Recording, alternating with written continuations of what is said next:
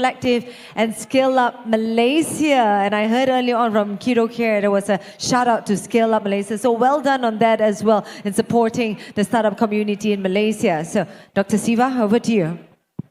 Thank you. Thank you very much. Thank you to KL20 for having me here. Nice to see a crowd. I thought, on the second day, most people would have gone back home. But thank you all for staying on.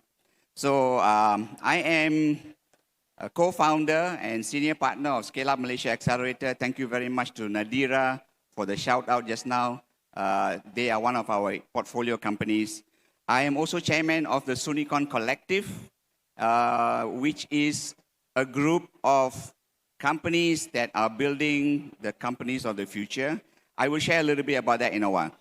But the main theme of my talk today is about changing the startup narrative and building enduring companies. So let me just start with that. Oops. Okay, here we go. Now, this is going to be very different from what you guys have been hearing from everybody, for the last maybe 20 years. For the last 20 years, we have heard about one startup narrative, which is the Silicon Valley startup narrative. And that says that you must raise as much money as you can and as many times as you can. So what do most founders do? They spend, or CEOs do, they spend most of their time running around, talking to investors, and looking to raise money all the time. And they don't spend enough time building their business because chasing after money seems to be what CEOs of startups are supposed to do. And actually, that's not what you're supposed to do. The second narrative from the Silicon Valley is you got to spend this money that you raise and grow your revenues 2x, 3x every year. And don't worry about the losses. Okay, losses are okay. Just keep scaling 2x, 3x, 2x, 3x every year. And the third narrative is, by doing this, you will get big, and we will then flip it to an unsuspecting buyer, and we'll all get rich. This is the Silicon Valley narrative. How many of you know of companies in Malaysia or even, in our neighboring countries that have done this successfully? There aren't many. This narrative is flawed. And if all of you continue to do this, it is going to spell disaster for you. There is a better narrative.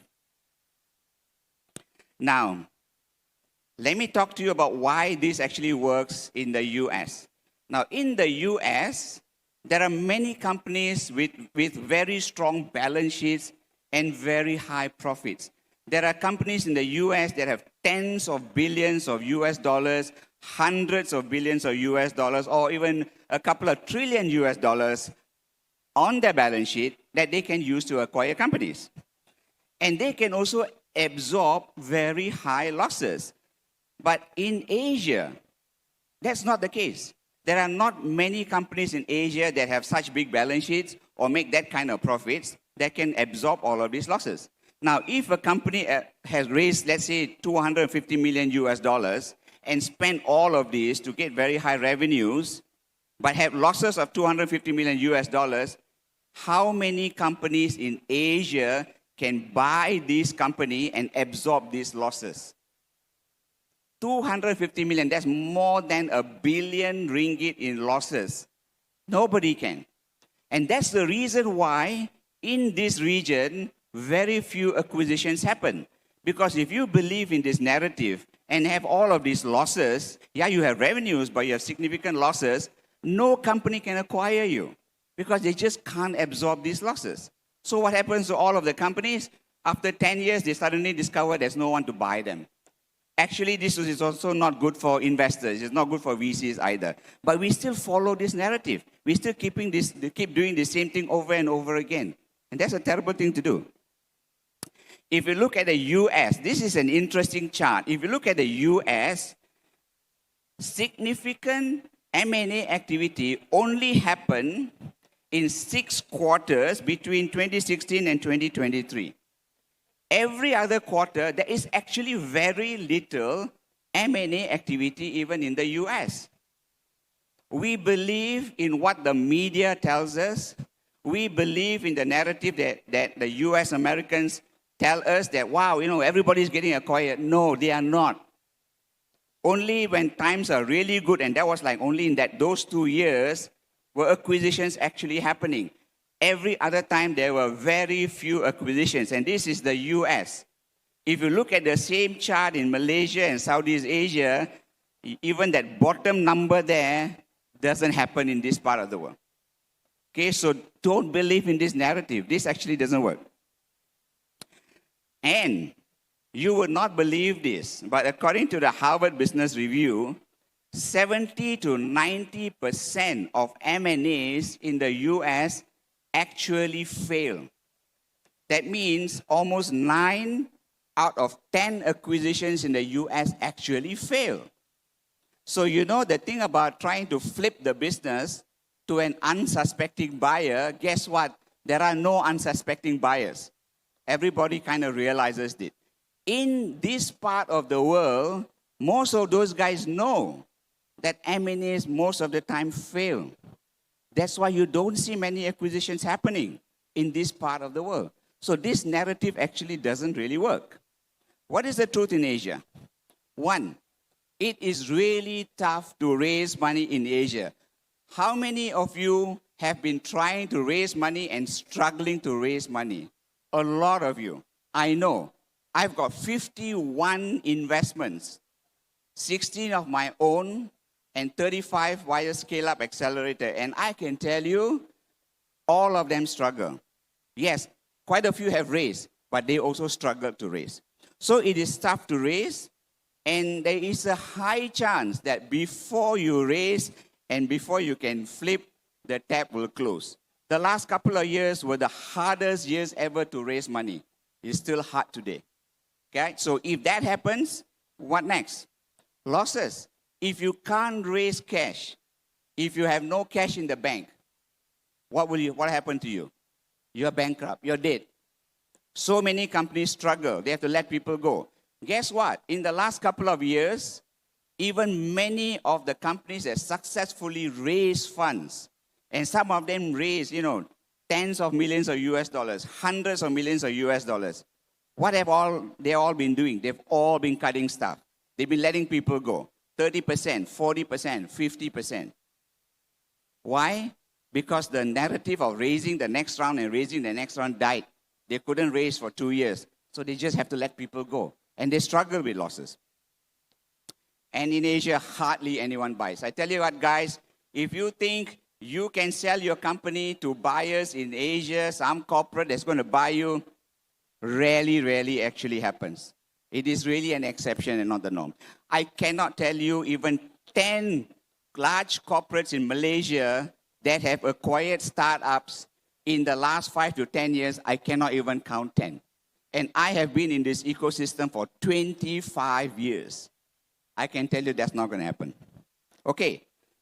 And look at what even Insignia is a VC fund out of Singapore that has raised $1 billion US dollars, slightly above $1 billion US dollars. And what are they saying today? Fundraising favors the financially robust and capital efficient. Today, if you go and try and speak to investors, they will all ask you, what's your path to profitability? What's your cash flow? Can you get to cash flow break even? Even they are saying these narratives already. And if you think that you can raise easily, sorry, it's not going to happen. Okay. So it's time to change the narrative. It is time to get back to basics, to build profitable companies. We have been following the US narrative for so long, thinking that it's going to work in Asia, and it does not work. In Malaysia, we've been doing this for more than 20 years, 25 years. It does not work. I'm telling you this. So you guys got to go back to building companies the right way. Go out there and build profitable companies. Generate cash. Be capital efficient. But you know what? The good thing about Malaysian companies is most of you are capital efficient. Why? Because you can't raise money. Because you haven't been able to raise money, you're very capital efficient. So the Singaporean VCs that are coming up here looking at deals in Malaysia, they like Malaysian companies. Because they say, unlike the companies in Singapore and Indonesia that have raised, ridiculous amounts of money and are now struggling, Malaysians never raise. So they're forced to be capital efficient. So you should be capital efficient. You should look at your cash flow and you should be profitable. So, no more fund and flip. First, you can't get the funds, and secondly, you're not going to be able to flip. So, no more fund and flip. That's no longer the narrative. And you got to build enduring businesses. Build businesses that will last many generations. If you look at the most successful companies in the US, you look at Meta, which is Facebook, you look at Google, you look at Microsoft, you look at all of those companies. They are not the fund and flip kind of companies. They themselves are building multi-generational enduring businesses. And that's the kind of company that you should emulate. Not the kind of company you can build and in 5 to 10 years, hopefully you can flip it and buy a Ferrari. Not going to happen. So build enduring businesses that last many generations. And how did they all come to a position where they can last generations? They all IPO'd their companies. They listed their companies on the stock exchanges of the world, and they are building enduring businesses. And you know what? It's not difficult to get an IPO. Everyone tells you it's hard to get an IPO. The VCs tell you it's hard to get an IPO, but the smart VCs will tell you, yes, you can do an IPO. Only the guys that want you to flip tell you, IPOs are hard. How easy or how hard is an IPO?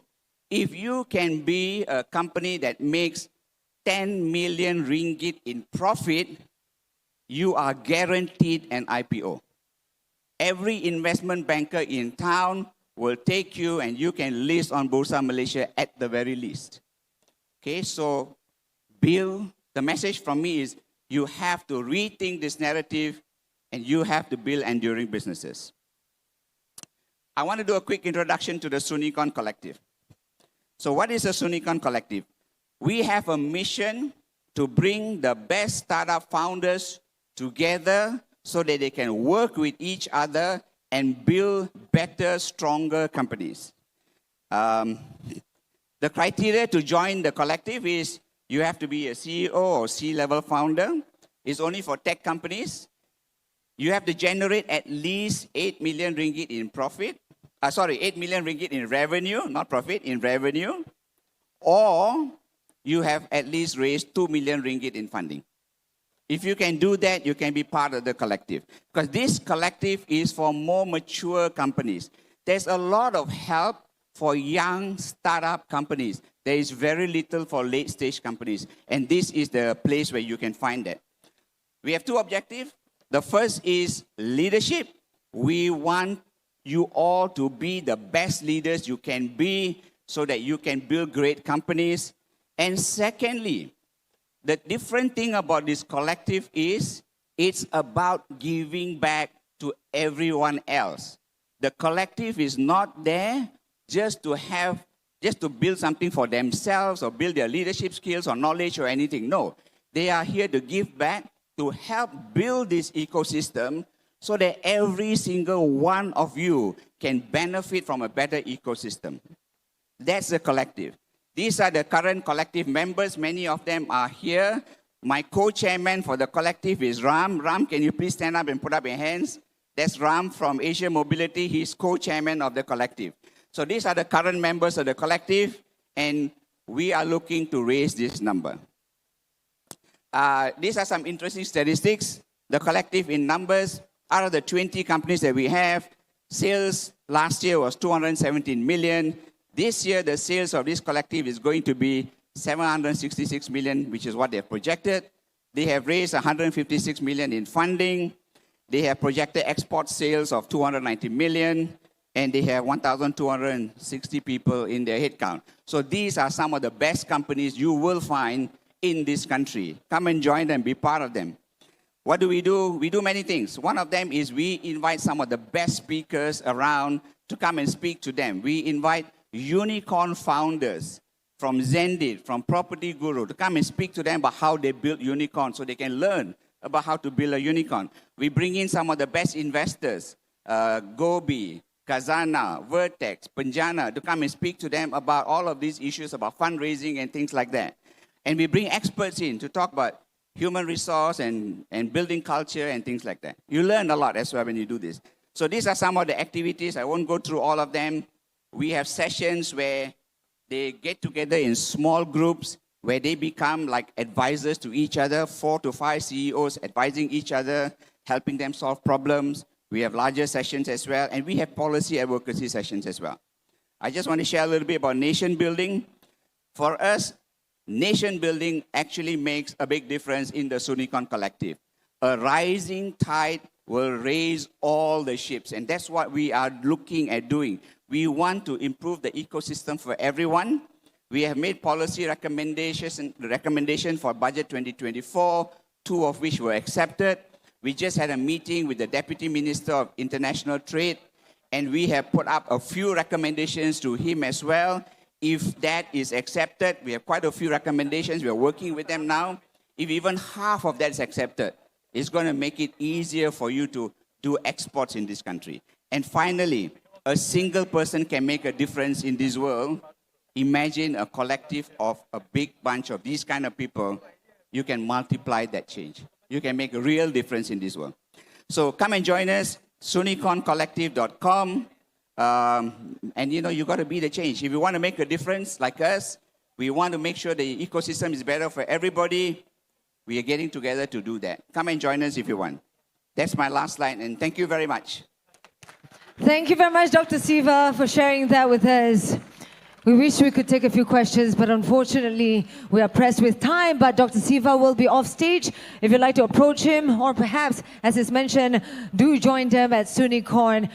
Plenty of inspiring leaders, thought leaders and speakers that could share their experiences with you. And wow, look at this full house. I'm glad everyone's back from lunch. And we're going to end things on a high note here as we've come to the final panel discussion for KL20 Summit 2024. But the end marks a beginning of an illustrious journey for all of you in your startup ventures. So, ladies and gentlemen, allow me to introduce our final panelists for today.